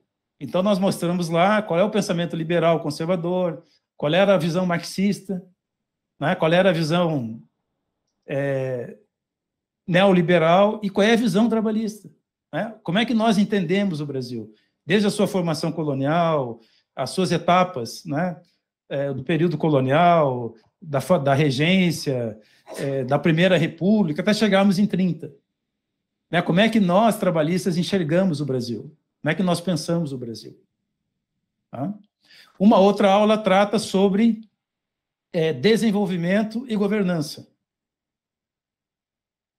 E as próximas 4 aulas, como eu havia dito a vocês, elas serão realizadas já voltadas para a formatação e execução de políticas públicas. Então, as primeiras 4 tratam sobre o eixo doutrinário ideológico. Por que razão? Porque se eu não entendo o conceito, qualquer anel serve no dedo. Então, nós não podemos desprezar o conhecimento. O que nós temos que ter é a capacidade de aprender esse conhecimento e levá-lo à prática, para que ele se materialize socialmente. Mas se nós não trabalharmos a formação conceitual, nós corremos o risco, por exemplo, de que governos trabalhistas proponham educação cívico-militar. Que são casos concretos que nós temos no Brasil hoje, nos 311 municípios que nós governamos, e alguns deles, líderes, muitas vezes até bem intencionados, propondo escola cívico-militar como se esse fosse o projeto de educação do trabalhismo. Então, nós temos que orientar as pessoas, e por isso que vocês vão começar a entender por que essas diretrizes que nós vamos formular aqui, e como é que elas vão reverberar lá na ponta, no município, na base local. Se eu não entendo o conceito, eu vou achar que, bom, se eu diminuir o papel do Estado, eu vou tornar, em tese, o Estado mais eficiente. Será? No estado do Rio Grande do Sul, que é o estado de origem, né, da minha origem, privatizaram a companhia de energia elétrica. Antes dessa tragédia toda que está acontecendo no Rio Grande, a cada vento, que nós chamamos lá de minuano, falta luz no estado 2, 3 dias. Tem várias CPIs instaladas no Rio Grande do Sul por câmaras municipais, porque a cidade fica sem luz 2, 3 dias. O que a empresa que venceu o leilão alega? Não, nós fizemos um acordo com o Estado para investir na recuperação da rede a longo prazo.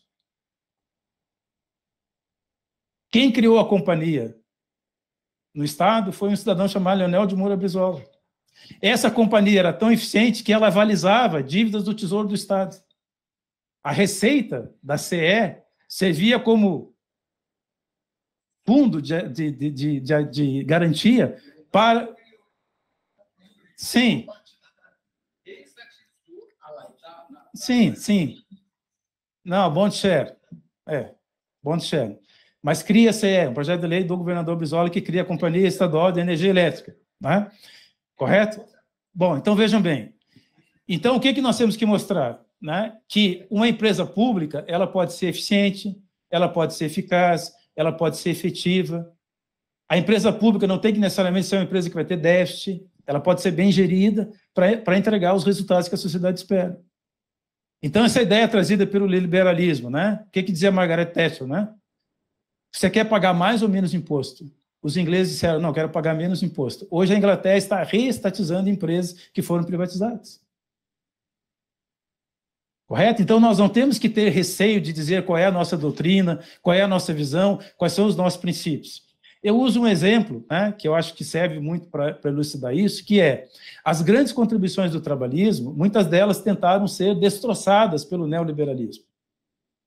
E não foram. Por que razão? Porque elas têm uma profunda vinculação com as aspirações da maioria da sociedade, muitas vezes uma maioria silenciosa, mas que sabe, né, quando uma política é pensada para gerar benefício coletivo.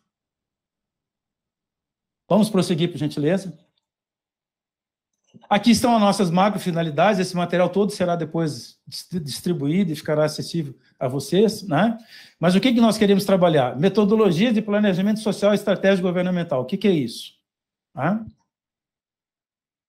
O fato de ouvir a sociedade, quando vai fazer um planejamento, é de extrema valia, mas nós temos que ter a responsabilidade de propor aquilo que pode ser executado. nada mais desacredita um planejamento do que não realizá-lo. Então, nós não podemos propor à sociedade, mesmo quando a sociedade demanda e participa, nós temos que ter a responsabilidade de dizer, bom, o que é um planejamento social estratégico governamental? Segundo dados da Secretaria do Tesouro Nacional, a capacidade de investimento dos municípios no Brasil é 1,5% do orçamento público. Então, aí que vem o que eu vou mostrar mais adiante lá no observatório, que são as escolhas que nós temos que fazer num conceito de ciclo de gerenciamento de política pública, do que é problema público e se é da competência ou não do ente público municipal resolvê-lo. E se é da sua competência, qual é a escolha que nós temos que fazer enquanto trabalhistas. O que nós queremos propor? Né? A elaboração, focalização, execução de políticas públicas de acordo com o quê? O ideário trabalhista. Levar à prática a nossa doutrina. Tá? Ontem, por exemplo, o prefeito Sarto de Fortaleza, né, vocês que estavam lá na abertura perceberam e viram, e todos nós aplaudimos, Fortaleza vai ser a capital, né, do ensino integral como referência no Brasil. Isso é a doutrina trabalhista. Tá? Isso é a essência, né, da doutrina trabalhista. Agora, vejam bem, nada do que nós propomos na educação, na saúde, no meio ambiente, no desenvolvimento, nada vai se realizar se nós não tivermos gestão. Capacidade instalada de gestão. Capacidade instalada de governo. Governança. Governar o governo a serviço da sociedade. Gerar valor público à sociedade. Então, todas as propostas, elas só terão eficácia, efetividade, se nós tivermos capacidade de gerenciar, de executar, de estabelecer metas, ter indicadores, ter referenciais, executar as políticas, avaliar essas políticas, seus resultados, medir o seu impacto. Isso passa pela formação de pessoas para a gestão. Então, entrega de valor público, né? Os conceitos de eficiência, eficácia e efetividade. Então, vejam bem, quando os liberais falam em eficiência, vamos pegar lá a reforma do aparelho de Estado, a emenda constitucional 19, proposta pelo governo Fernando Henrique Bresser Pereira. Né? O que era a ideia ali da emenda constitucional 19? Fazer mais por menos, então, como se o Estado fosse a mera e tão somente a admissão da economicidade. Ou seja, entender a política pública a partir dessa dimensão da economicidade. Bom, quando nós trabalhamos com a eficácia, né, que é fazer o que tem que ser feito, né, nem sempre você tem eficiência com eficácia. E nem sempre, ao fazer por menos e fazer o que tem que ser feito, você tem o quê? Efetividade. Então, o que nós queremos é garantir que os governos trabalhistas tenham efetividade nas suas ações. O que é efetividade? É a capacidade de entrega. Aqui que está a governança. Aqui que está o valor público. Na efetividade. Vamos prosseguir, por favor. Não. Fique à vontade e retorne tão logo seja possível, que a sua contribuição é muito valiosa aqui. Bom, então vejam bem. Aqui vocês vão encontrar, né, uma trilha formativa, nós temos alguns vídeos, né, que vocês poderão acessar. Pode passar, por favor. Pode passar, por favor. Aqui já estão os links das primeiras 4 aulas que estão disponíveis, gratuitas, porém todas as aulas têm questões, pergunta e resposta, porque nós estamos usando uma metodologia acadêmica. Nós não queremos que as pessoas simplesmente assistam uma aula e não respondam determinadas perguntas que são essenciais para saber se absorver o conteúdo, se entender o que está sendo proposto e respondam as questões. Então, é um processo, de fato, acadêmico, que estimula as pessoas a refletirem, né? Muitas, né, para nossa alegria, encaminham e-mails, fazem questionamentos, estabelecem, trazem dúvidas, né, fazem comentários, e isso vai enriquecendo cada vez mais o nosso trabalho. Então, isso aqui já está disponível para todos na Universidade Aberta Leonel Brizola e conteúdos certificados. Pode prosseguir, por favor. Bom, o que nós temos feito também? Nós temos andado o Brasil. Aqui nós estamos em Santa Catarina, Florianópolis, né? Nós temos andado o Brasil com circuitos trabalhistas. O que é o circuito trabalhista? É uma atividade de formação, de capacitação, de 4 horas, então não é um ambiente que nós vamos lá para fazer um discurso político, embora eles sejam necessários na política, mas ali é um momento em que nós paramos, sentamos, e eu começo com uma pergunta-chave, que eu vou perguntar para alguém, perguntar para o senhor ali, lá de Rondônia. Como é que o senhor espera que a sua cidade seja governada? Numa frase. Seja bem governada, né? Planejamento? Como é que o senhor espera que a sua cidade seja governada? Integração, todos. Então, planejamento, visão sistêmica. Como é que o senhor espera que a sua cidade seja governada? Numa frase. Transparência e honestidade. Transparência e honestidade. Então, nós vamos provocando, essa é a metodologia, nós vamos provocando as pessoas, né? Perguntando uma coisa básica, como é que você espera que a sua cidade seja governada? E, por exemplo, quando alguém fala em transparência, aí nós vamos falar, bom, temos uma lei de acesso à informação, né? A transparência é um princípio que está na Constituição, né? O que é fazer transparência pública? Qual é o conceito de governo aberto, por exemplo? Né? É um conceito que vem da OCDE, mas que é recepcionado das Nações Unidas. O que seria um governo aberto trabalhista? Né? Por exemplo, Fortaleza ganhou um prêmio, né, por ser um município que mais se notabiliza por dados e informações fiscais e contábeis de credibilidade, da Secretaria do Tesouro Nacional. Então, transparência não significa só você informar, significa você disponibilizar o acesso àquelas informações para que elas possam ser avaliadas quantitativa e qualitativamente. Então, a partir dessa metodologia, né, em que nós vamos, né, trabalhando, por exemplo, eu pergunto assim, Lucas, o que você é? Aí você me responde, eu sou o secretário de Educação. Eu já respondi pelo Lucas, tá? Bom, eu digo, não, Lucas, sabe o que você é? Você é um agente público que pratica atos em nome do Estado. É isso que você é, enquanto você estiver lá. Então, faça bem feito, se prepare. Aquilo que eu coloco sempre no início ali, que é uma fala do Platão, não ignore o que você precisa saber. Então, nós temos que dizer para as pessoas que nós temos que trabalhar em conjunto para preparar as pessoas para governarem cidades. Não ignorar o que precisa saber. Por quê? Porque você vai ter gestões, por exemplo, Nova Friburgo. Nós vamos ter um prefeito que tem experiência, capacidade intelectual, cultural, será um gestor de excepcional qualidade, porque tem todo um aprendizado e uma experiência, mas nem sempre nós vamos eleger pessoas com essas habilidades e competências. E não é feio dizer isso, sabe por quê? Quando eu pergunto, Lucas, o que você é? Eu sou secretário de Educação.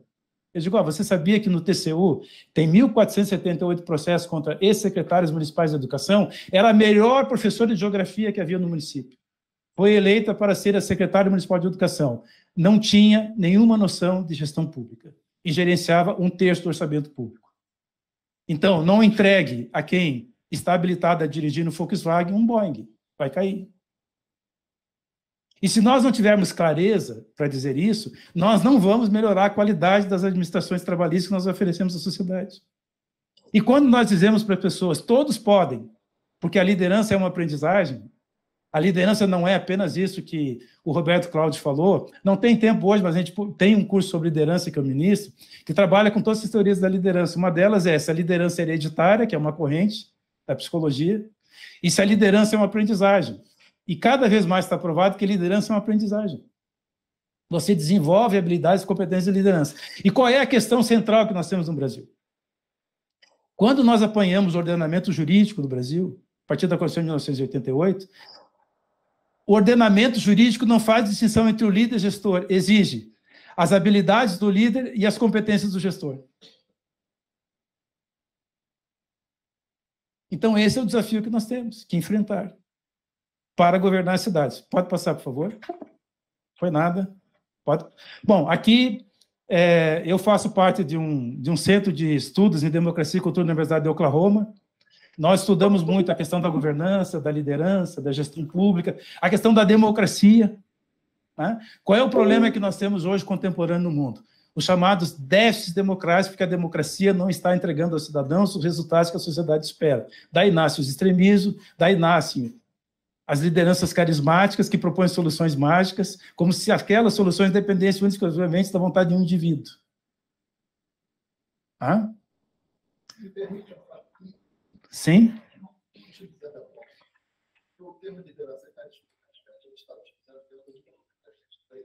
A gente está utilizando dentro de um viés negativo. Eu entendi a colocação.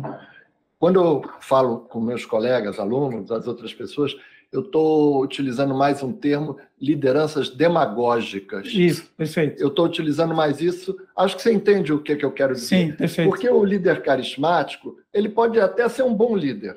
Claro. Agora, o mau líder carismático é uma catástrofe. Sim. Agora, o conceito pegando... Você estudou, você já entendeu facilmente. Sim. O contexto do demagógico, que vem desde os gregos, eu acho que é o mais que cola. É aquela pessoa que usa a sua liderança de uma maneira nociva ao próprio grupo. Tá. Era só isso. Deputado André Figueiredo, nosso presidente, venha cá, por favor. Nos honra aqui. Fica aqui. Não, venha cá, por gentileza. Não, fazemos questão da sua presença aqui. Professor, Vamos saudar o nosso presidente. Se me permite também, nosso prefeito de Niterói, venha cá, por favor. Axel Grael. Eu vou falar em seguida sobre Niterói. Venha cá, por favor. Sim, eu vou falar em seguida, né? Eu vou falar em seguida e muito nos honra a presença de vocês aqui, tá? Grande amigo. Pessoal, bom dia.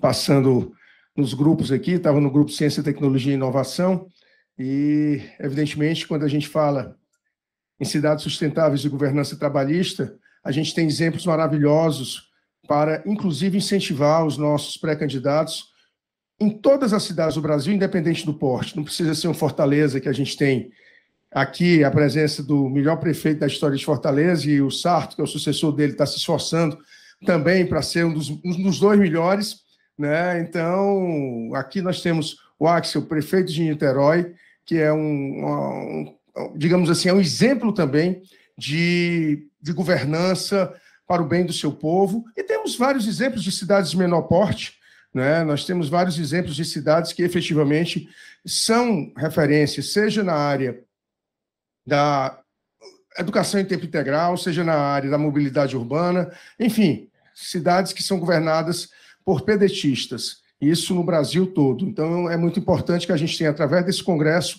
cada vez mais a certeza de que temos muitos exemplos positivos para dar e, claro, construir esse Brasil que Brizola tanto sonhou. Eu tenho certeza que um dia ainda veremos. Com certeza, com essa força, com essa base que está sendo feita nesse 6º congresso, eu tenho absoluta convicção de que nós teremos aí a materialização de muitos projetos que podem ser, digamos assim, capilarizados no Brasil como um todo. Sucesso aí ao grupo e vamos à luta sempre. Obrigado pelo espaço. Obrigado, deputado André Figueiredo.